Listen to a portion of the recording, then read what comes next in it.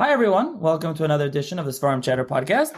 On this episode of the podcast, I'm going to be joined by Michelle Margolis, who is the Norman E. Alexander Librarian for Jewish Studies at Columbia, and Sharon Liberman Mintz, who is the Curator of Jewish Art at the Library of the Jewish Theological Seminary of America. And we'll be discussing the Jews of Corfu. This is an ongoing exhibit that I think that they are co-curating together with Columbia and JTS about the Jews of Corfu. So we will discuss the exhibit and the history of the Jews of Corfu, and for some listeners, where Corfu is and what Corfu is. So I'll start with you, Michelle. I had you were on the podcast, and more really, I guess, accurately is when it was live shows a long time ago. Many years ago. Yes. So we'll start off with you. Tell the listeners about yourself and your background. Sure. So I grew up in Baltimore, and I went to Beis Yaakov, regular, standard sort of from background. Then my undergrad is in history from the University of Maryland, Baltimore County. And I have a master's in Jewish studies from NYU and a master's in library science from Long Island University. I started, my very first job was at the University of Pennsylvania as a reference librarian for Jewish studies.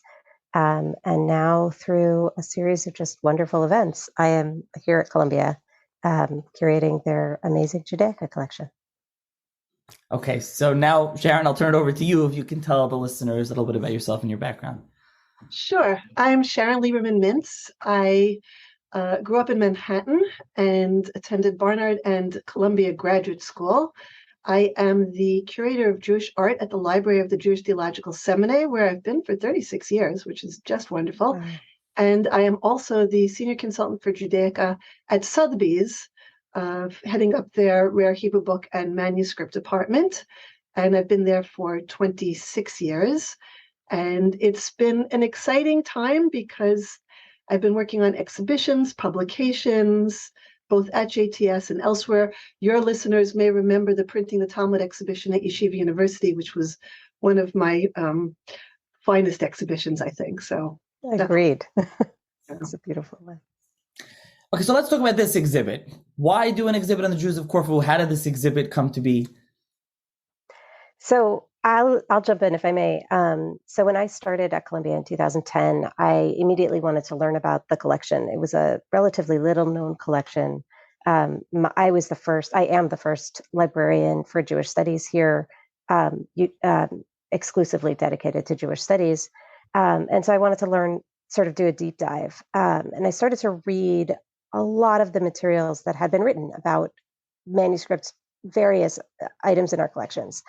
And I, of course, knew about Sela Baron as a professor of Columbia, and I saw that he wrote a number of articles on the Jews of Corfu. I had to look it up. It's an island. It's a Greek island. Now it's part of Greece. And I learned that there was this incredibly vibrant community there. And when I went to look at the collections, who had materials on Corfu, I found that actually the majority, there's a concentration of Corfu materials in Morningside Heights. Between Columbia and JTS, we have the largest collection of materials relating to the Jews of Corfu. So it was sort of a natural connection. JTS and Columbia are 6 or 8 blocks away, depending from where you're going. And so we're right near each other. We have all sorts of connections between the two institutions. But as far as I know, we'd never done anything like this together before. So I reached out to Sharon, and I'm so grateful that she was excited to take up the opportunity. It was a wonderful collaboration. I'll jump in. The mandate of the Department of Jewish Art at Columbia is to share the treasures of the Library of the Jewish Theological Seminary with the greater public. And one of the ways in which we do this is by having a series of exhibitions. And we've had exhibitions for the last 3 decades at the library. And in the last 5 years, the library was building a new building, and it reopened several months ago. And we have this fantastic new exhibition space. And it's been very exciting to inaugurate a new series of exhibitions. The first one began in May, which looked at some of the treasures of the collection through the lens of Jewish weddings and marriages. And this exhibition, which Michelle and I began working on 5 or 6 years ago before the library closed for rebuilding, has been long in planning. And it is the second exhibition that we're having in our new space. And we are looking forward to having people visit and share in these treasures. So when Michelle suggested this before the library moved off site, or before the rare books moved off site, I thought this is a great way to teach people, to let people know about what we learned was the Jewish communities of Corfu, because there was more than one Jewish community, which you'll hear more about in a minute. And it seemed like a natural to collaborate. And Michelle generously shared some of the most wonderful material from Colombia, which is on view at the JTS Library. So there are exhibitions in both spaces. There are exhibitions at the Library of the Jewish Theological Seminary, and there's an even larger exhibition at Columbia. And we recommend that people make time to see both of them if they come up to Morningside Heights. Okay, and we'll talk further about when the exhibition is going on. Until there's an online exhibition as well. There'll be a link in the show's notes, so we'll talk about that. So let's start off with Corfu. And Michelle mentioned it's in a Greek island, but where exactly is it, and the I guess the history of the island, and who was kind of in control of the island throughout the centuries, especially the period of when the exhibition is kind of covering. So it was under a few different jurisdictions, I guess. There was a period in late medieval. I guess during the medieval period, it sort of shifted. Naples and Sicily both had sort of competing ownership of or jurisdiction over the island. And ultimately, the people of Corfu actually got fed up with it and went to Venice. They sent a 7-person delegation to Venice to ask them to take over the island. And that was in, I don't have the year. 1386. 1386. Thanks, Sharon. And one of the people on that delegation actually was a Jew named David Sem, because the Jewish community in Corfu at that point was already so prominent and so important on the island. And then Venice maintained jurisdiction up until fairly late. There was a brief period of British rule before it joined Greece. So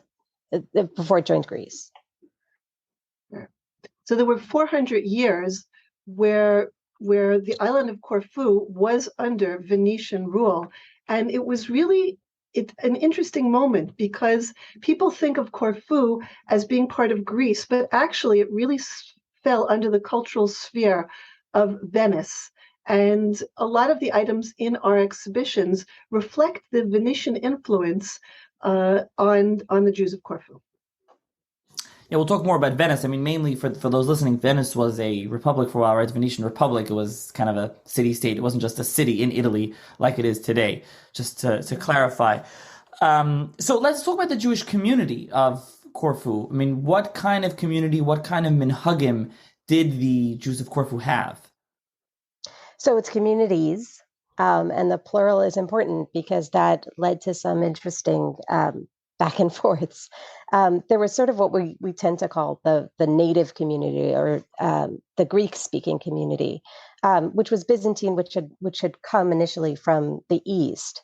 And according to some documents, they date back to the destruction of the Second Temple. But the earliest, well, that's what. But they used what we call the Romaniote rite. The other community was the Italian community, but that was really a southern Italian community. So based out of, again, Naples and Sicily, for reasons you can infer. And then they used what's known as the Apulian rite. But the Italian community was very open. And so refugees from various places, from the Iberian Peninsula, from all over Europe, who came through Corfu, which was kind of a stepping stone on the way into the Ottoman Empire, would stop in Corfu. Some would stay, some would go. But if they stayed, they joined the Italian community. So the Greek community remained smaller while the Italian community grew and grew. Sharon, do you want to add anything there about the Romaniote? Or? I just add that the first time that we hear of any Jew living in Corfu is from Benjamin of Tudela, the world-class traveler who arrives in Corfu on his way back and forth to the Ottoman Empire. And he says that there is one Jew around the year 1160 living in Corfu. We believe that the community was really established probably in the 13th century, and that's when it takes off.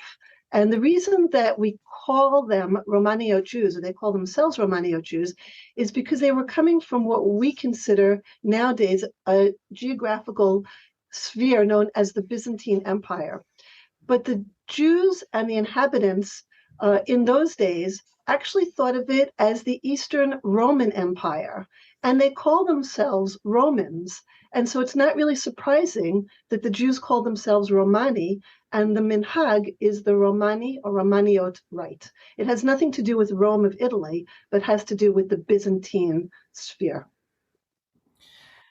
Yes, I'm actually blanking right now, but there's this, one of you will remember, there's Yosef HaKohen of Corfu. He has these two small little Sfarim. One's on Hishanis and one is on Musaf. Forget the names offhand of these two small Sfarim he published in 16th century, right? I think. That's not the Yosef HaKohen. No, it's a different one. He wasn't of Corfu. Different one. Not him, not the historian. Yeah, no. Somebody else. Somebody else. He has these two small Sfarim. One's on Hishanis and one's on Musaf of Shabbos. I'll find the names of it. Interesting. If I find the Hebrew books, I'll put in the link. Yeah, he has the Romaniot Nusach. He's talking about he was from Corfu. Okay, so and the Corfu Nusach was unique. It was really its own. And when most people talk about the Corfu Nusach, it actually probably refers to the Nusach of the Apulian Italian Jews. So Apulia is what's known as the heel of Italy. If Italy is a boot, it's the heel of that boot, and it's generally not the Byzantine rite, I think. And that was something interesting to me because I actually always thought of Minhag Corfu as the Byzantine rite, but I don't think that's the case.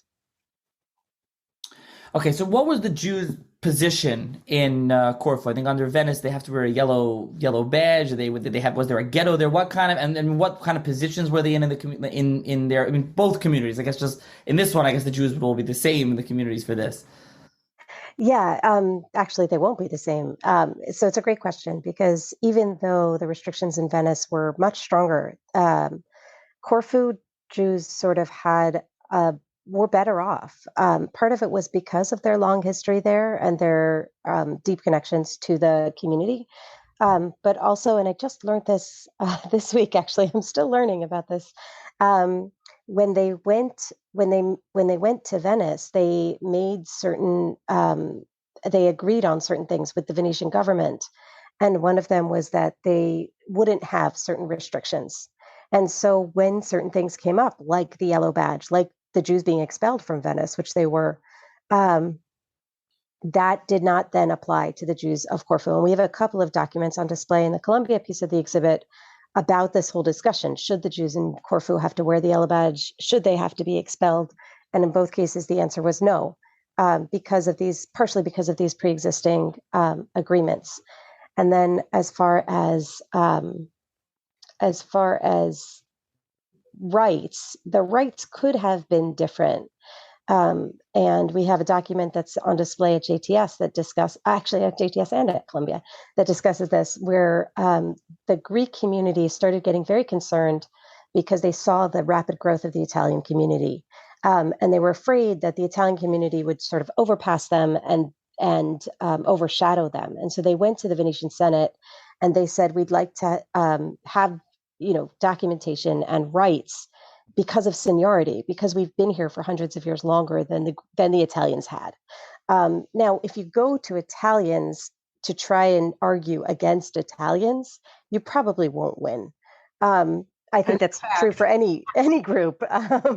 And so the ultimate ruling of the Venetian Senate was that if you had been living in Corfu for over 40 years, then you were considered senior, which essentially then included all of the Italian community as well.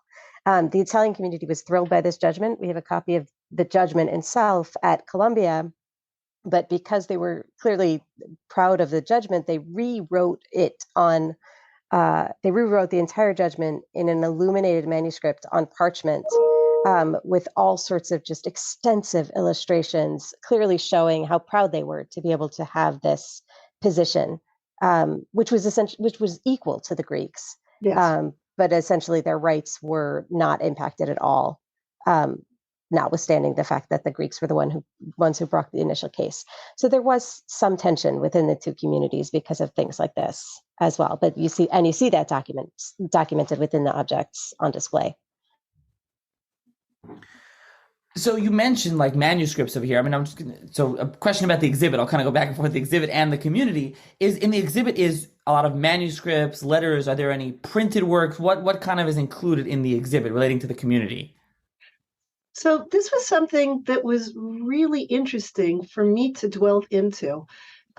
Both Columbia and the Library of the Jewish Theological Seminary have numerous handwritten machzorim, sidurim, occasional prayers from Corfu that seem to have been made by their owners for personal use, and several of them, more than you would imagine, with a series of illustrations, which are quite unusual. What's interesting here is that these manuscripts are from the 17th and 18th century, at a time where everybody else in the world, except for the court Jews in kind of Vienna, who are creating these luxury manuscripts as gifts to brides, etc., and grooms, but everywhere else in the world, people are buying printed books to daven from. And what we have here is an overwhelming kind of display of manuscripts. And the question is, why is the manuscript culture continuing in Corfu centuries after printing has already begun? And the question is actually deeper, and we haven't gotten to an answer yet, because at this moment in the 17th and 18th century, Corfu was still under Venetian rule. And therefore, Venice was a center of Hebrew printing. Why were there no books? I mean, I think there's one book, maybe two books, that were printed for Corfu with occasional prayers for Minhag Corfu. One was a small volume in 1718, which is already quite late in the game. And so what we have are no printed books, either in Corfu or Venice for this community, and a preponderance of manuscripts, and illustrated manuscripts as well. So that is a really interesting phenomena, and we're open to any of your listeners coming up with interesting suggestions. We haven't yet gotten down to figure out what is going on behind the scenes here. Now, were things printed later on? So that kind of gets into the question of also. Okay, you can answer that. You go ahead. So printing begins in Corfu in 1877. A man by the name of Giuseppe Nacamuli brings a font. He imports it into the island, and he begins printing. There's very little printing in Corfu. It's maybe under 25 items, some of which are broadsides. Among the first things he prints is a prayer book for Pesach night with the Haggadah. He prints a broadside for the dedication of a Sefer Torah. He prints Pirkei Avos. You have a Pirkei Avos on display, Michelle, right? Yeah, with translation into Greek, actually, which is unusual because most of what we're seeing is Italian. But this Pirkei Avos that he prints is actually translated into Greek, in Greek characters. Yeah, we should point out that while it was under Venetian rule, the Jews of Corfu spoke Italian, the Apulian dialect of Italian, except for the wealthier Jews who adopted the Venetian dialect of Italian. And in 1864, when Corfu joined the Greek polity, they were really Italian-centric. The British had been there from 1815 to 1863. That didn't have much of a dent in their language or culture, but they were the rulers for that period. And in 1861, this same printer, Giuseppe Nacamuli, actually began printing a newspaper that was dual language for the Jewish community. It was in Italian and Greek, and he wanted to kind of engage the Jews in Greek culture, which they had not been as much a part of. So this idea that he was printing a Hebrew prayer book with Greek translation is actually kind of interesting. I want to ask you one thing, Sharon, to explain. You mentioned there a broadside. If you could define what a broadside is. Okay. A broadside is a single sheet of paper printed on one side for mass distribution. And what you would think of as a pashkavil on the walls of Jerusalem, those are broadsides. The technical term for that is a broadside. We have several broadsides in this exhibition because there was a custom among the Jews of Italy to write poems for their friends upon important occasions. And we have this from the 17th, 18th, and even into the 19th century. So when your friend got married, you would compose a poem and have it printed in their honor. And sometimes these were read at the wedding feast. Sometimes they were riddles. In this particular exhibition, we have two documents relating at JTS. There are more documents at Columbia relating to Jews from Corfu who attended medical school in Padua. Padua was the first university to allow Jews to attend and matriculate in Europe. And Jews came from all over to study in the medical school of Padua. And so we have actually a diploma of a Jew of Corfu who graduated the medical school there. And we also have a poem that was written in his honor upon graduation from medical school. And this poem printed on one sheet of paper is a broadside. So there's several examples of this. I'll just add, once we're talking about the medical school materials, there's also, so we have one diploma, an illuminated diploma of his, and then we have a broadside printed diploma as well for the same person. So we have sort of all of his academic credentials on display between Columbia and JTS, which is kind of nice. Was that common to print like a diploma on a broadside? Is it like hanging that in his office? Like what was the story with that? I think it was common to document important events. So actually, the diploma that from Columbia Library that's on display at JTS is a booklet. And these booklet diplomas are known to us from the 17th and 18th century. Eddie Reichman, who's probably on your podcast from time to time, is doing an exhibition right now about these Jewish doctors who graduated medical school in Padua. And he has these wonderful diplomas that are booklets. So they weren't to hang. They were actually created as documentation. Although maybe Michelle's was made to hang. Somehow I don't think so. No, I don't think so. But the document, the broadside document that we have is actually a surgeon's diploma. So think of it as your fellowship. It's the postdoctoral additional diploma. And so that was actually printed and then filled in, I guess like a modern diploma today. So it was the next level. It wasn't just the basic medical degree, which is the illuminated one.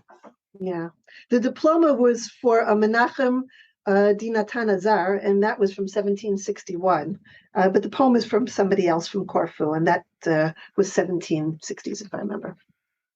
Okay, now something I don't think I asked you, I don't know if we mentioned, is what years is the exhibit covering? Is it just covering everything, or is there a specific time period you have more materials on that you're focused on specifically? Most of the material, I think, is from the Venetian period.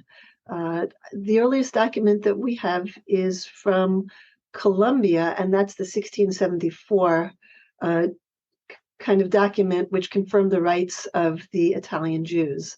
Do you have any earlier? I think it's pretty much starting in the 17th century. We have ketubot not on display. We have a ketubot from 1666. The condition wasn't good enough to put it on display. But I don't think we have anything prior to the 17th century. The span goes quite late because in a separate part of the exhibition, we have documents from when Corfu was under the Greek rule, and that sort of documents the Hebrew printing in Corfu. But we also have a really poignant document. It's a ketubah that was celebrating marriage in Corfu that took place just 2 weeks before the Germans rounded up all the Jews in Corfu and sent them off to be annihilated in Auschwitz. So what happened was Corfu was conquered by the Italians in 1941. The Jews were relatively safe until 1944, at which point, 43, at which point, when the Italians surrendered, the Germans came in and took over Corfu in September, and then took about 9 months. And after that, the Jews of Corfu didn't really think, they didn't feel the danger. It seems that many of them stayed. They felt that the Germans wouldn't attack them. And unfortunately, 95% of the community was just massacred in Auschwitz. This is something that comes up. I mean, I said, I think in a Twitter post that, there's echoes of this throughout the exhibit, because the first thing people say to me when I say we have this exhibition up about the Jews of Corfu is, A, where is Corfu? Or if they know where it is, there were Jews in Corfu. Yeah. And the reason that I think they're so little known is precisely because of this, because so much of the community was destroyed. And I'm sure we'll get to the earlier issue there with the blood libel pogroms in the earlier issues in the 19th century, but we'll leave that for a little bit. And obviously the fate, like I said, of the community is terrible. But you did mention ksuba there, or ketubot, as you would have it online and as you would put it. So I mean, there's a lot there, I think, is what I can see from the online exhibit. So talk about how many you have and what's interesting from them and the illustrations and all that. The ketubot from Corfu that are on display really reflect the Venetian influence of the art and culture on Corfu. Because if you were to come and look at those ketubot, what you would see is that they look very, very similar to the elaborately decorated ketubot that you find in Italy, and particularly in Venice and the Veneto region, as they call it. And they include some really interesting things. They include, number one, signs of the zodiac. All of the ketubot we have on display have 12 signs of the zodiac, and we find these on many, many ketubot from Italy. And this is because the name for zodiac, the Hebrew word for zodiac, is mazal. And many of the ketubot start with the words mazal tov, or mazal tava, using the Aramaic. And the signs of the zodiac are actually a visual representation of the words mazel tov, which we take to mean as congratulations, but actually in an era where people really believed that the stars had influence, meant literally, may all the stars align, and may your marriage be one of good fortune and good omen. And I like to remind people that this is a time before antibiotics, where people didn't know, you got strep throat and you died. I mean, terrible things happened to people. And I know that there's a concept of Ein Mazal Yisrael, and nevertheless, there was still a very strong culture of the influence. So the signs of the zodiac are on these ketubot. Can I just jump in with an example there? Mm-hmm. It's actually not Corfu, but I just found it a couple of months ago. In a volume, there was a whole family history of children born, marriages, deaths, all those things. And it was really poignant, because you saw exactly, this child was born, this child died. This child was born, this child lived. This child was named after the child that died, and this one also died. You see it like in real time, how I guess uncertain. We sort of take it for granted in so many ways, but it was a really difficult life to get through during that period. Sorry, so Sharon. No, there was tremendous infant mortality. I think I remember reading that before the 20th century, up until the 19th century, you had like 40% or more infant mortality. It was under the age of 5. It was crazy. And so we have that. There are images, biblical images. Often, the biblical images that you find on ketubot reflect the name of the bride and the groom. In the ketubot from Corfu, there are scenes of Moshe and Akedat Yitzchak. And it was pointed out recently to me that Moshe with the 10 Commandments, with the Luchot, and Akedat Yitzchak are both moments of establishing a relationship, right? In this case, in the case of those biblical moments between God and the Jewish people. But the ketubah is a moment of establishing a relationship and a covenant as well. And that may be why these illustrations are placed on the ketubot. We don't have documentation that tells us I'm going to get a ketubah made, and this is what I'm going to put on it. It doesn't exist. So some of it comes from our thinking about the time. You should know that these ketubot are very lavish, and were costly.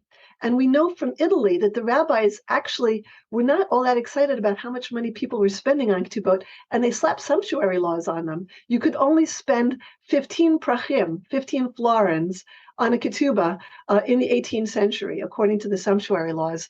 I have yet to figure out what 15 prachim actually equals in buying power, but I imagine, that would be something fun to figure out. Some echoes to today about rules about weddings and things like that. Very interesting. Yeah, takana chasana and all that kind of thing. So what? I was going to ask, what other art? Is there any other type of art that you have in the exhibit from the Jews of Corfu?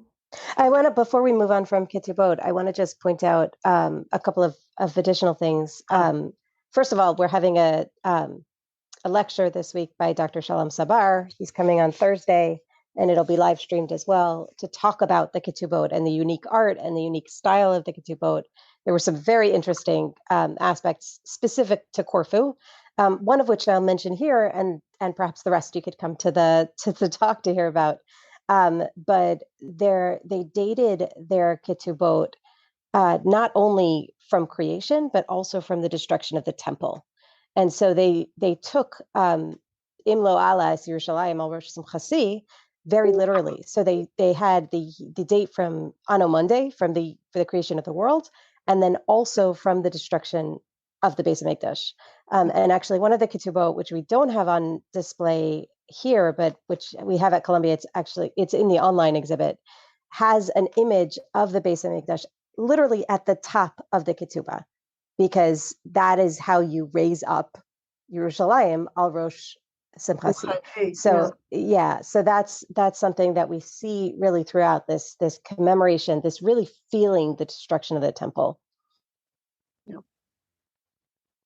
They're also, what you find in these ketubot is interesting because they include dowries, and they include various.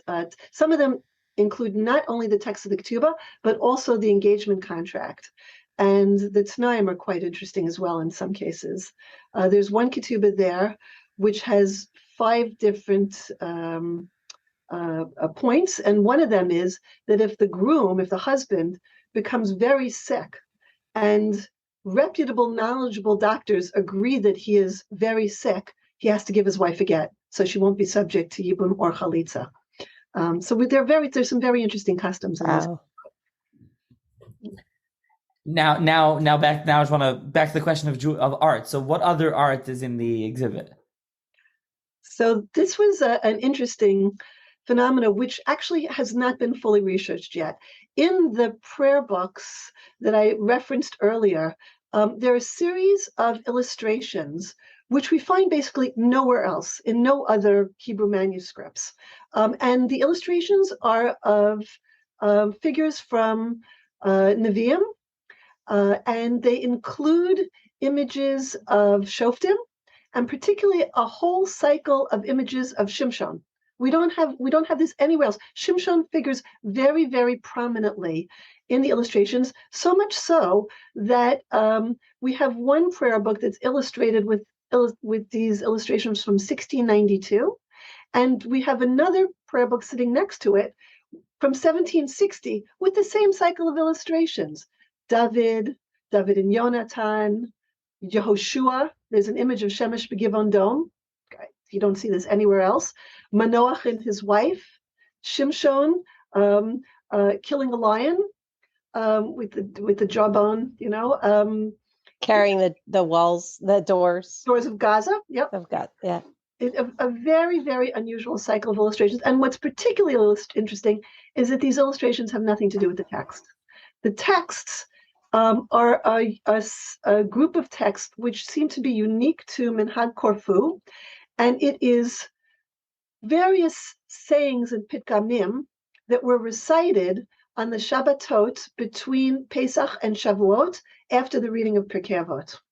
And that's where these illustrations come in. There are these various pitgamim from the Gemara and other places. You can go online and sort of see these books and turn the pages. But as far as we can tell, the Pitgamim have nothing at all to do with the illustrations.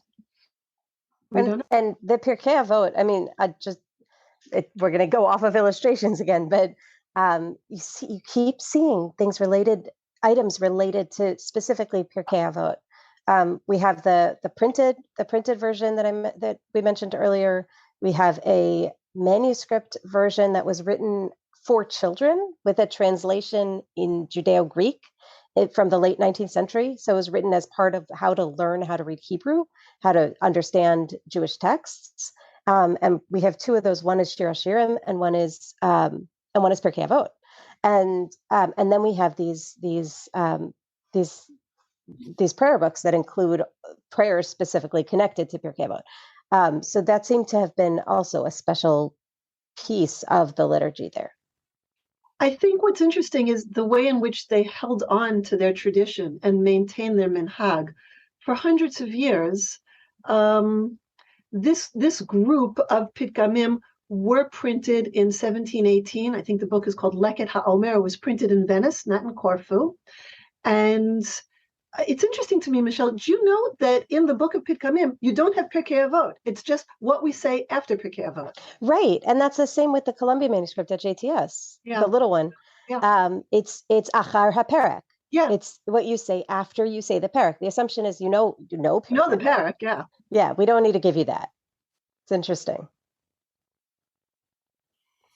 I should also add that these are not professionally illustrated manuscripts for the most part. These seem to have been done for personal use. I mean, they're lovely and they're charming, but this is not something where they went to the local artist, and said. I think they were more personal. That's my feeling about it, Michelle. What do you think? Yeah, I mean, we do have some for the prayer books for sure. We do have some examples where styles rip, but not in the prayer books, like the legal document about the two communities. The legal document is professional, absolutely. Yeah, so that's professional, and we actually see that repeated in a document that's on display in the Museum of Athens. It has the same imagery border as does the Harriman Miscellany, which has the same border. Clearly, it was a different illustrator, but this very, very similar border as well to that manuscript. Yeah. So there were some local style, but not a lot, not that we're seeing too much. Right. The genres were the same, right, as we said with from Navi, from these topics. Okay, now I want to turn to something that's contained, I think, in both your collections on the exhibit. That's I know, Michelle, you read part of this. There's a sefer published about this. There was in the 18th century, there erupted in Corfu, kind of somewhat famous. A lot of rabbanim waited from all over the area, from different countries with letters and psakim, about krias shema nigun.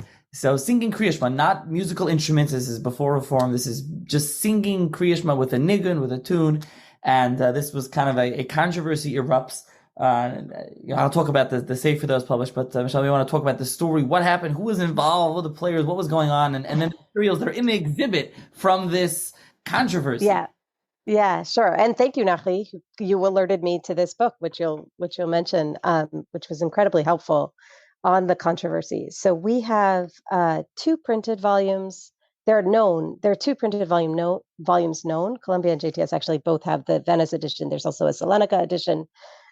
Dealing with different tshuvot about this controversy. And there are multiple manuscripts that are known about this as well. So there's a manuscript from Columbia that's on display at JTS. And JTS has a couple of other manuscripts relating to it. It appears that in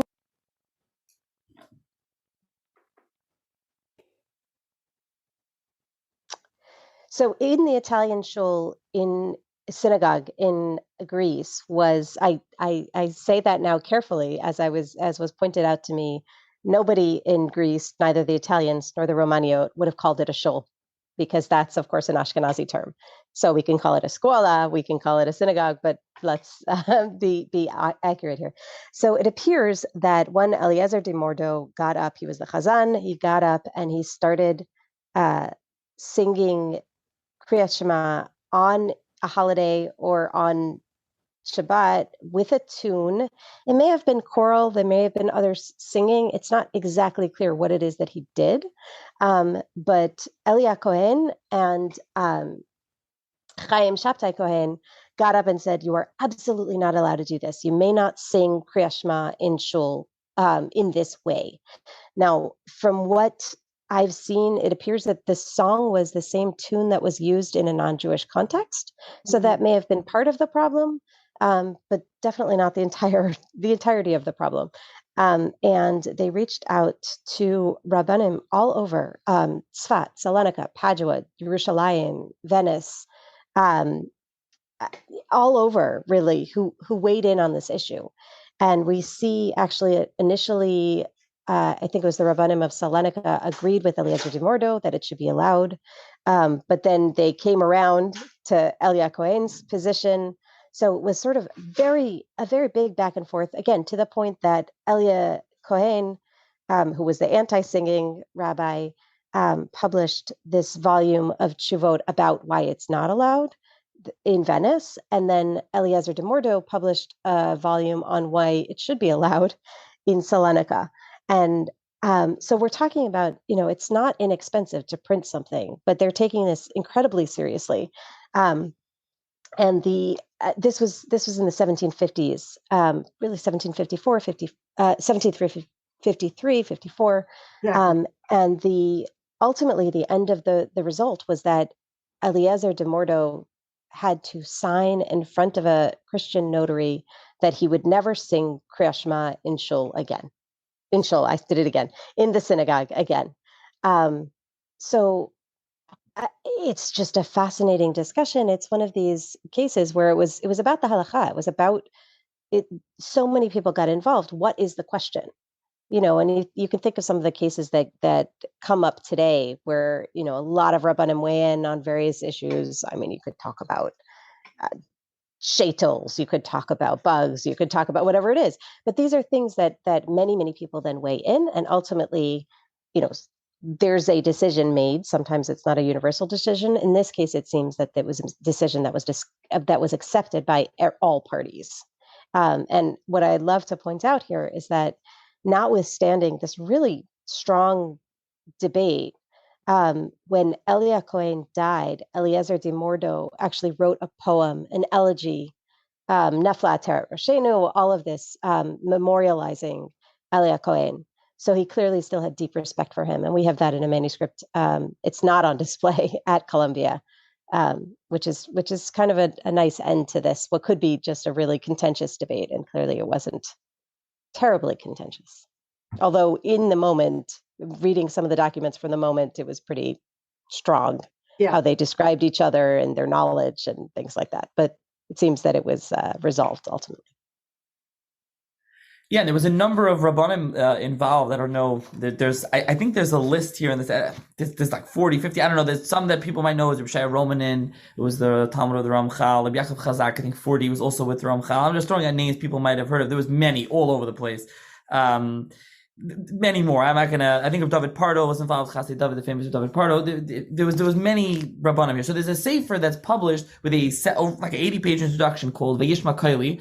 It was published by Kehilot Yisrael Institute, which is kind of a sister publishing. It's part of Avat Shalom, which is Yaakov Hillel's yeshiva and publishing house. So it's called Kehilot Yisrael Institute. It's like a museum, I don't know, but it's connected to Avat Shalom. So they published this volume a few years ago, edited by Yaakov Shmuel Spiegel, and these two different Sfarim, Shefer, Krias Shema, Kailash, Nishbarim. Plus, this massive introduction goes through the whole thing, and then you can actually read the back and forth. Plus, I think there was of those two Sfarim, one was printed. He found one edition has extra stuff in it. There's manuscripts, so there's a lot there. If anyone's interested in seeing this, reading more about it, I don't know how accessible it is to buy the Sefer. Maybe in Eretz Yisrael, I don't know, but in America, I'm not sure how available it is.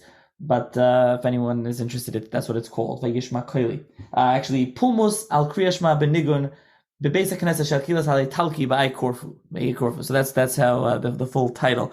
And what's great about it is that it really brings down all of the primary sources. He mentions a manuscript in Copenhagen that I certainly didn't know about, but I saw it and I thought, wait, that's our manuscript, because we have another manuscript written by Elia Cohen who writes this manuscript as well. And because he was a Cohen, the title page of the manuscript has, the fingers in the Birkas Kohanim position right on the cover. And so we have a totally different manuscript. It's about a property dispute that Elia Cohen was involved in, and also he has the fingers in the same position. And the title page looks very, very similar to this one in Copenhagen, which was actually about the Shema debate. Interesting. Okay, so let's go to something a little bit later. Sharon, I'll ask you about this. This actually relates to a volume that you were recently involved in editing, and so you could talk about it. I mean, when you do say Corfu, as I've told some people, I was recording an episode on Corfu, is Corfu esrogim. That's what everybody knows about Corfu, if they know about Corfu. So, so Sharon, I'll ask you about Corfu and the esrogim, and then the blood libel, pogroms. We can kind of throw it all together. Corfu, as many of your listeners will know, was actually the place where supplied most of the world's esrogim up until the end of the 19th century. This is because the esrogim for Corfu were unblemished and considered exceptionally beautiful. They were considered exceptionally fine.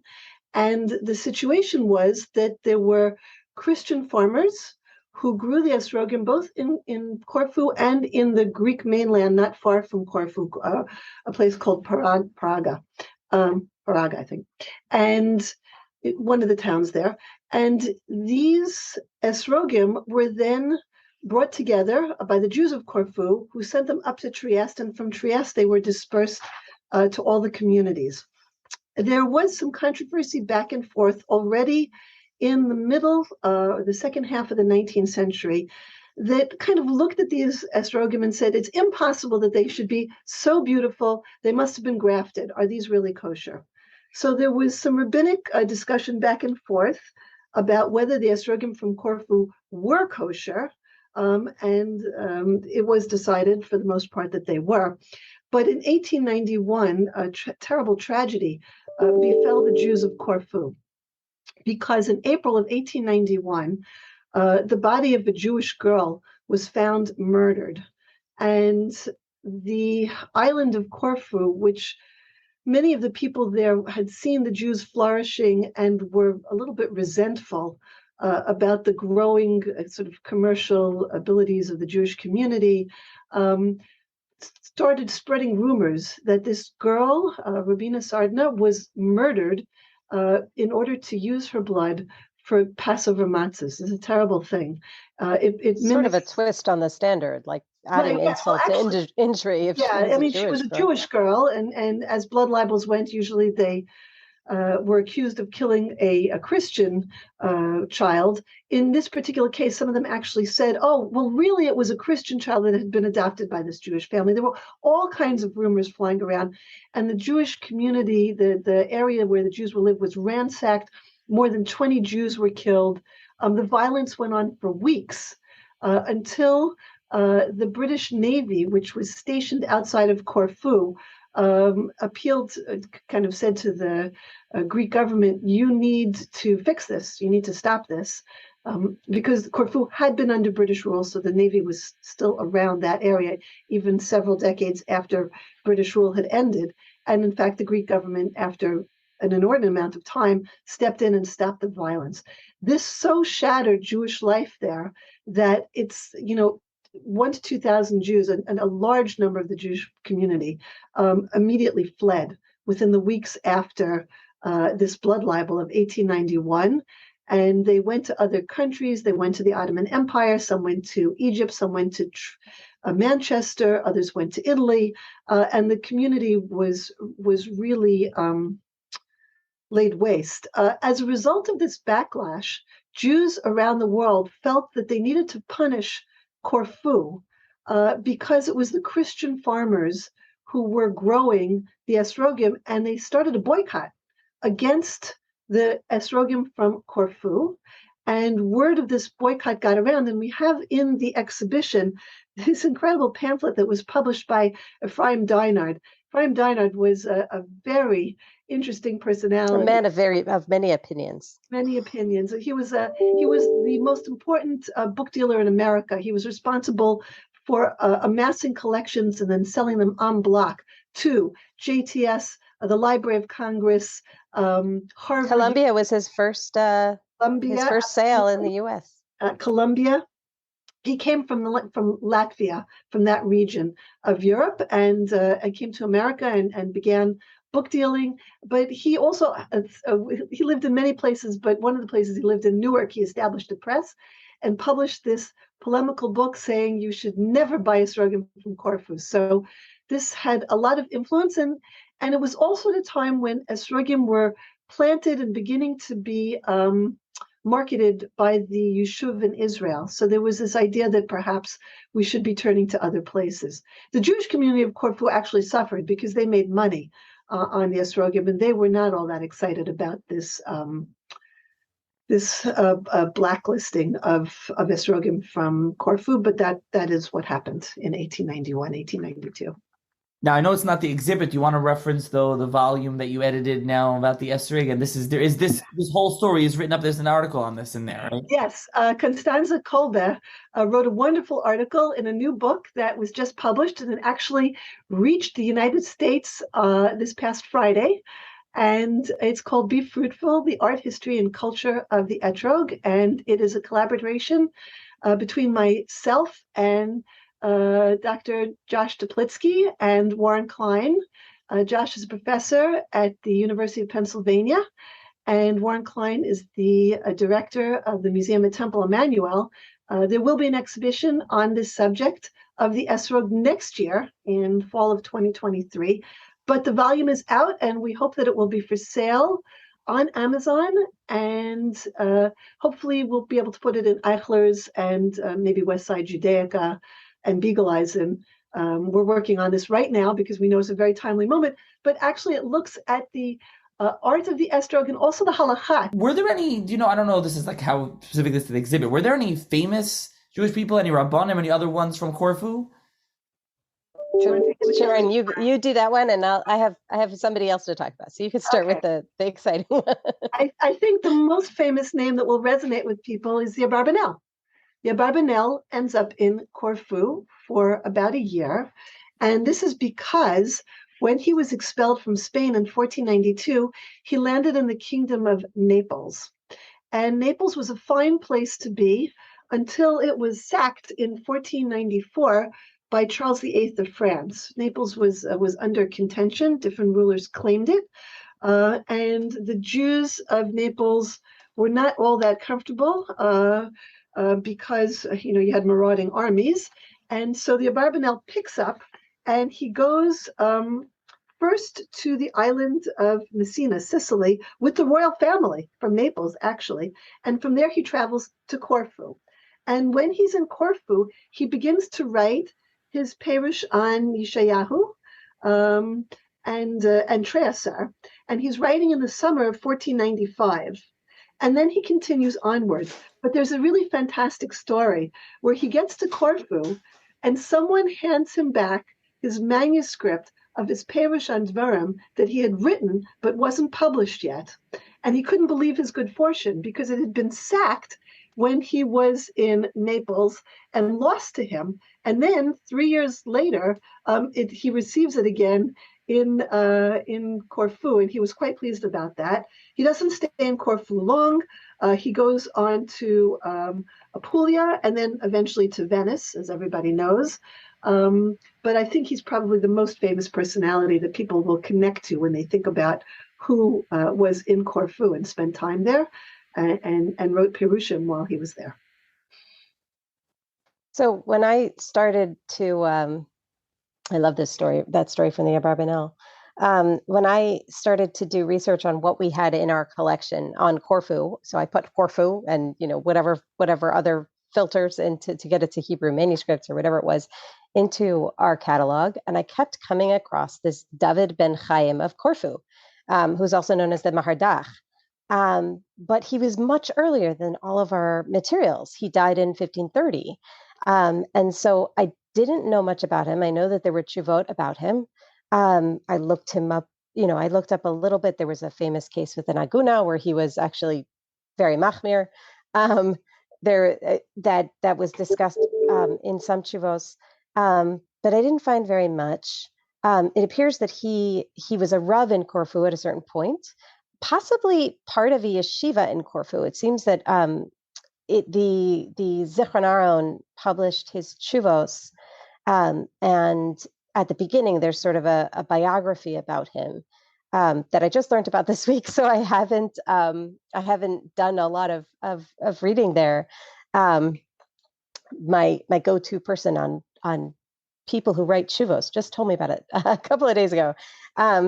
But so it appears that there was some kind of yeshiva in Corfu at a certain point, pretty early. We're talking about the 14th, 15th century, and David Mechaim of Corfu was part of this yeshiva, and then there were a couple of students that were involved with him, and his son ultimately printed his tshuvos, and we have that in Constantinople at the Soncino Press in 1537.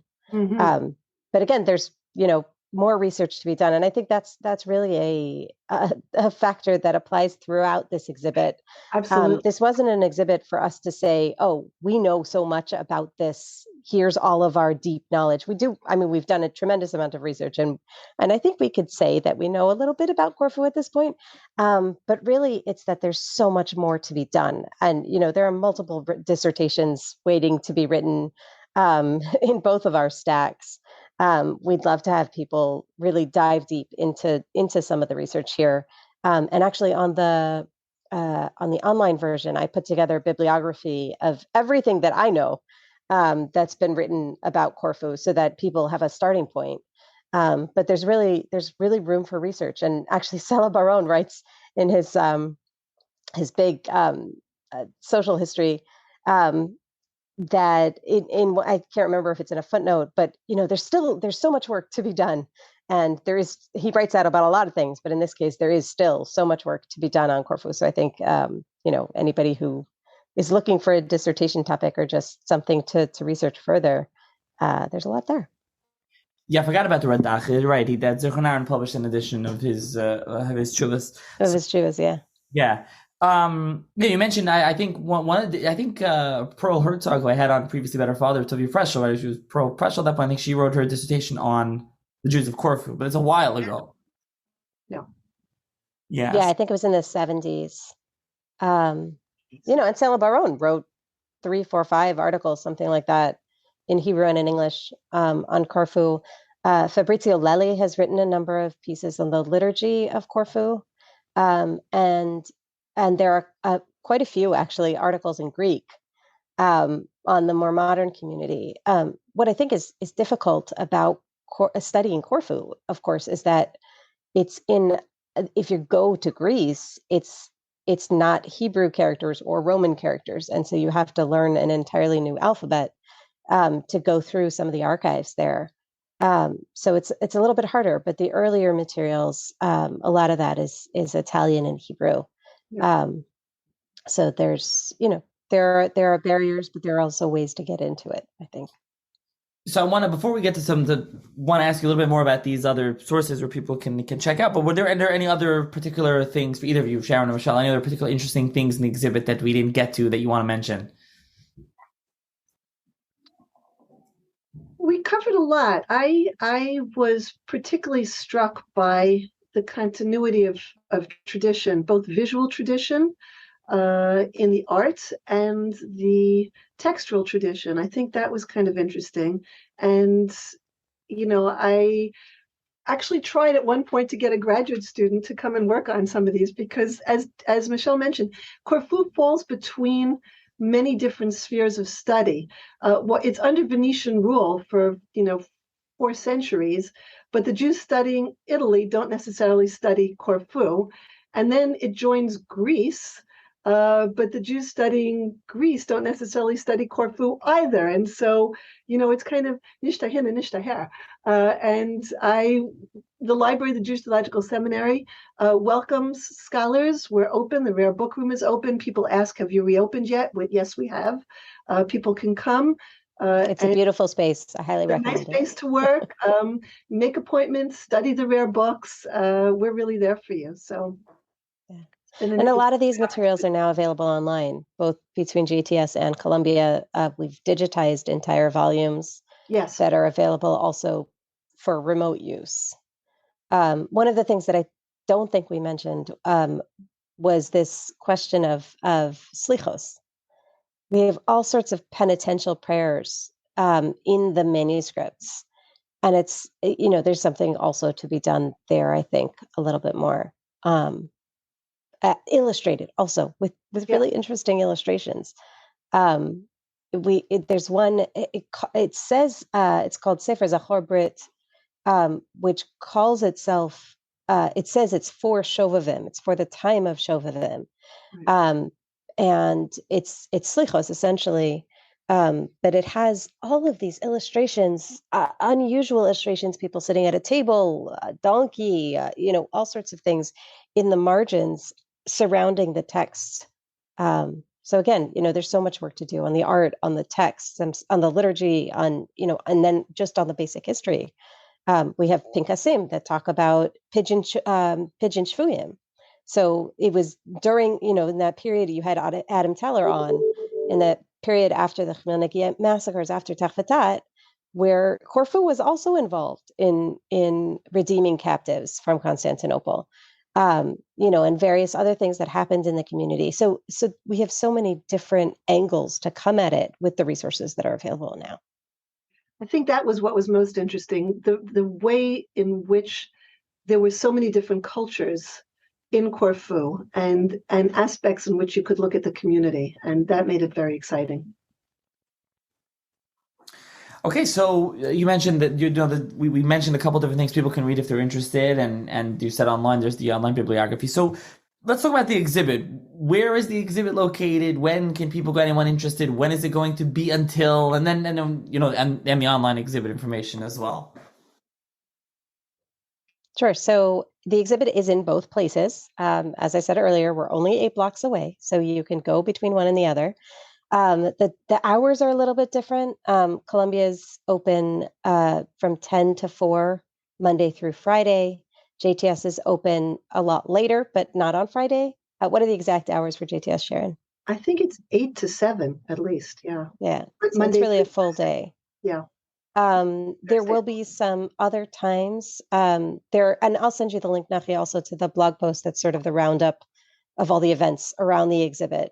So for instance, we're having this lecture with Shalom Sabar this week, and we'll also be having an open house at Columbia that afternoon until 5:00, where I'm going to bring out more items that actually didn't make it into the exhibit. So some of the liturgy, a couple more ketubot, things like that. I'm also planning to have an open house on Sukkot. So if people want to come and see, that's not going to be just Corfu, but it'll be in the room just outside where the exhibit is. I'll have some of sort of the Columbia treasures on display, and I'm happy to talk further about the exhibit as well then.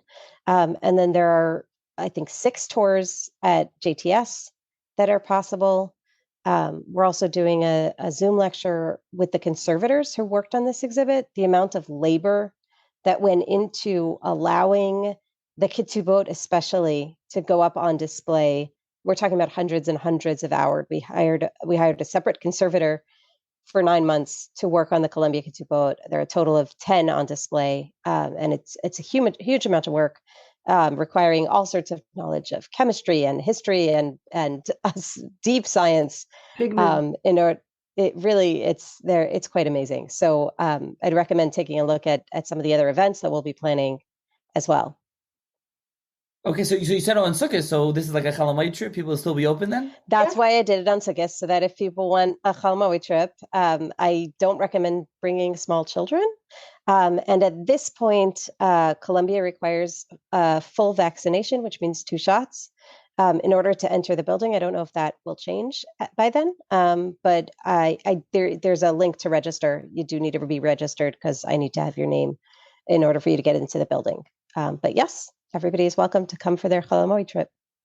I should point out that there will be a sukkah at the JTS library. You can come for Chalamoid as well.